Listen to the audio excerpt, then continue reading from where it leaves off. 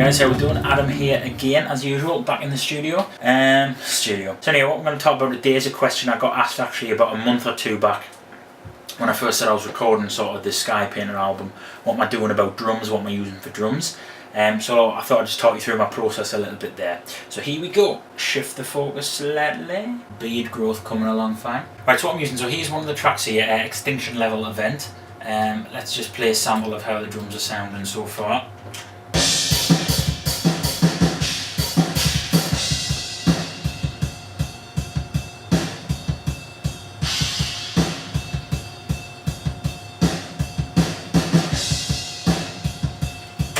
Right, not bad. That's a completely unmixed state, okay, so that's without even any sort of like volume, volume mixing, any volume automation, anything like that. Right, so anyway, I've got two instances of Superior Drummer 2.0 there, software I've used for probably 5 or 6 years. A great piece of kit, always use it, pretty much always anyway. Basically, my first instance of Superior Drummer is like pretty much everything. It's my main kit, and then the second instance I use just for adding in little bits of extra bits and pieces like I want.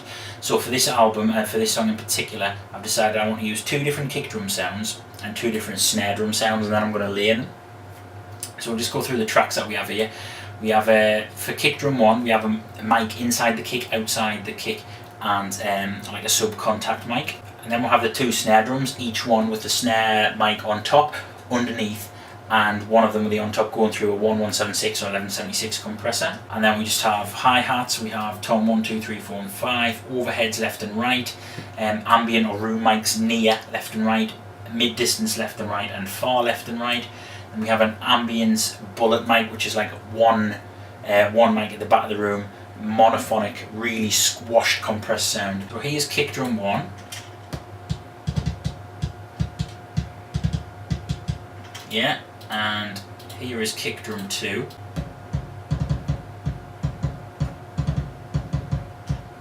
So I'm not sure how well this is going to translate in the mic, but kick drum 2 is a sort of flatter and deeper sounding kick. So it's kind of I'm more bothered about the kind of sub content in that kick.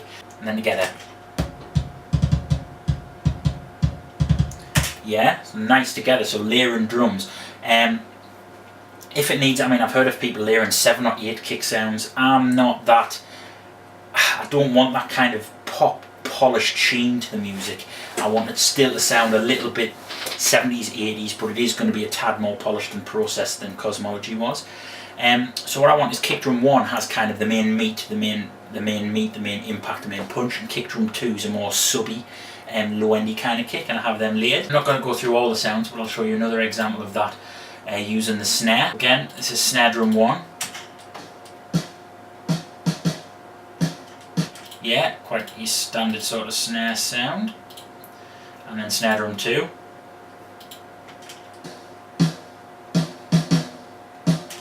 Snare drum 2 is sort of, it sounds like it's a tighter skin, bit higher pitched, and then we'll whack them both in together. Snare 2 is also a lot ringier, so snare 1 again gets kind of the punch and the meat, and snare 2's got a little bit of presence and a little bit of ring and a little bit of sort of snap. So those are obviously all going to get EQ'd and compressed, and your reverbs and all those effects are going to go on later. What I've done on this album, just because there's going to be so many sort of tracks in the multi-track recording and the computer's not that great, I've bounced them all down as audio. So I programmed it using MIDI, which I can show you, the painstaking process. You can see that the painstaking process of MIDI. Now I don't like to sort of copy and paste sections too much. I actually much prefer to go in and click one by one and change every note one by one. Now it takes a hell of a long time, but you get much better results, much more consistent results. Right, so then what I do, I program all that via MIDI, get all that sorted, and then I basically, there's a button inside Sonar X2, which is the DAW I'm using, that freezes the synth, and basically what it does is bounce down all the tracks as audio. So I've got all the sort of 27 tracks there as audio, as if they'd just been recorded, sort of, you know, in this room in a studio or something. And then I export them on a track-by-track basis as like stems, which I'll then input into the master project. And I'm going to do that for all the synths, because each song has sort of string sections and orchestral parts and lots of synth parts. So I don't want really much, if any, MIDI tracks on the actual master project, I just wanted all audio, so I'm working all with audio, which is going to be a very sort of different way of working for me. I'm used to having everything in one project. This I want to work with mainly all audio, so that once I've decided on the sounds, and I mean I may go and tweak them and change a few of the MIDI sounds, especially for kind of the pads and stuff like that, where I might just want a little bit of a different sound from time to time. But I want to mainly be working with all audio, so I'm kind of committed to a lot of the sounds. Back to me, so that is pretty much it for the drums for now. That's as much as I want to share.